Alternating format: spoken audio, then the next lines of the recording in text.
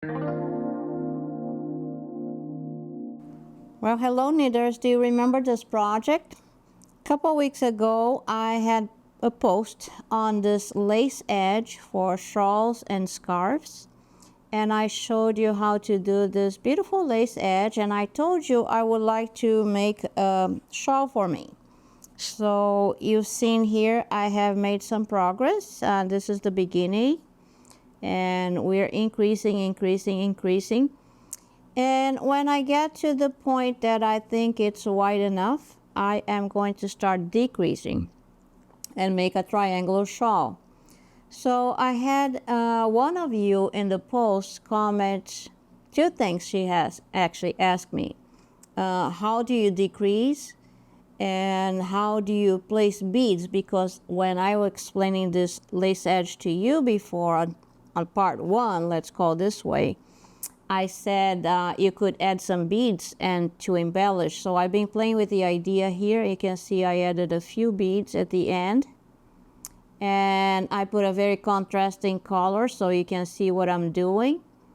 But you can play with the idea of adding beads, and I think it's really pretty. I thought actually to add something like this, more like on the same color.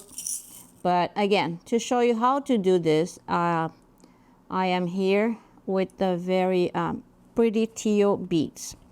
So let's do one thing at a time. Let me show you how to add the beads to the end of the shawl. If you remember from the first video, and I'm going to put the pattern again on the subscription. I'm sorry, I'm going to put the pattern again on the caption of the video. You come to the last 4 stitches of the row. You're going to do a yarn over. You purl 2 together. So this is an increase, right? The yarn over is an increase, and you purl 2 together is a decrease. They cancel each other. So far we haven't increased any number of stitches until here. Now you're going to do a yarn over again. You increase 1. You're going to purl in the front and in the back. You increase 2. You purl in the front and in the back. You increase 3. Okay. Just keep that in your mind. When you want to place a bead, what I did, I finished the entire row. I use a very small, here is a number 8 crochet hook that goes inside the bead that I chose. I think this is a size 8 bead, if I'm not mistaken. I take the last stitch from the needle and I pull the bead through and put the stitch back on the needle. That's how I place a bead. Okay, so I did this at the end of every other round. Sorry, every other row, because this is flat. I did on a very picot and where you don't do the picot, and here's you don't do the picot again. Okay, so here is how you add a bead. We increase 3 stitches. So I'm showing you the 2 things in one video. How to put the bead, and now how to decrease. We increase 3 stitches. Remember the pattern says purl 2 together. You decrease 1. Place the stitch back. Purl 2 together again.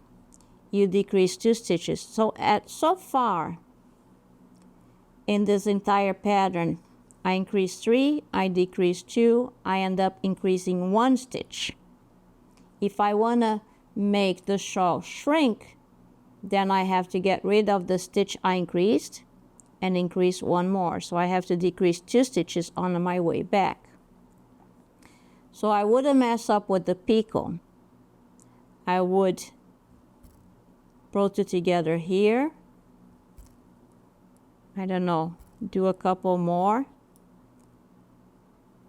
and decrease another one. In the garter stitch, those decreases are going to be invisible, and then you finish the row. Is that clear what I'm trying to tell you? So the lace pattern again tells you to increase 3 stitches in the even row, decrease 2 stitches in the odd row, or vice versa. And in order to get rid of all increases and start decreasing to make the shawl smaller, so you have to add another decrease, and that's what I did. In this row alone, I decrease 2 here, 3, 4 stitches. 2 was for the pattern, and 2 is to make the shawl decrease. Okay? So I hope this is clear. Don't forget to subscribe or put your questions in the comments, and I'll be glad to get back to you again. Thank you.